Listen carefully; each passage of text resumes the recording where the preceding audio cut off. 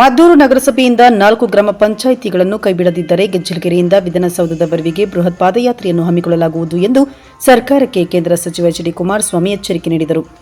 ನಗರಸಭೆಗೆ ಗೆಜ್ಜಲಗೆರೆ ಸೇರಿದಂತೆ 4 ಗ್ರಾಮ ಪಂಚಾಯಿತಿಗಳನ್ನು ಸೇರ್ಪಡೆ ಮಾಡಿರುವುದನ್ನು ವಿರೋಧಿಸಿ ಗೆಜ್ಜಲಗೆರೆ ಗ್ರಾಮ ಪಂಚಾಯಿತಿ ಆವರಣದಲ್ಲಿ 69 ದಿನಗಳಿಂದ ನಡೆಯುತ್ತಿರುವ ಅನಿರ್ದಿಷ್ಟಾವಧಿ ಧರಣಿ ಸತ್ಯಾಗ್ರಹ ಸ್ಥಳಕ್ಕೆ ಶನಿವಾರ ಭೇಟಿ ನೀಡಿ ಬೆಂಬಲ ವ್ಯಕ್ತಪಡಿಸಿ ಮಾತನಾಡಿದರು.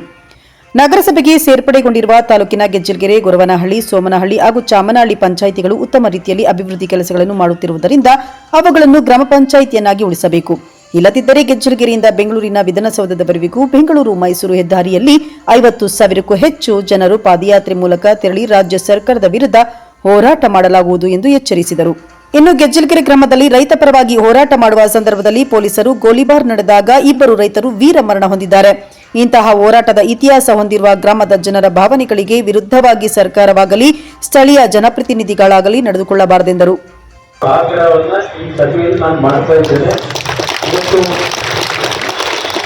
ಸರ್ಕಾರದ ಗಮನಕ್ಕೂ ಸಲ್ಲಿಸಿ ಸರ್ಕಾರಕ್ಕೆ ಪತ್ರ ಬರೆಯುವುದಷ್ಟೇ ಅಲ್ಲ, ಸಂಬಂಧಪಟ್ಟ ಬೆಳಗ್ಗೆ ನಗರಾಭಿವೃದ್ಧಿ ಇಲಾಖೆಯ ಪ್ರಿನ್ಸಿಪಲ್ ಸೆಕ್ರೆಟರಿ ಆಗಿದ್ದಾರೆ, ಅವ್ರಿಗೂ ಫೋನಲ್ಲಿ ಮಾತಾಡಿದ್ರೆ ಈ ಬರೋದಕ್ಕೆ ಮುಂಚೆ ವಿಷಯ ತಿಳ್ಕೋಬೇಕು ಅಂತ ಅವರು ಹೇಳಿದ್ರು.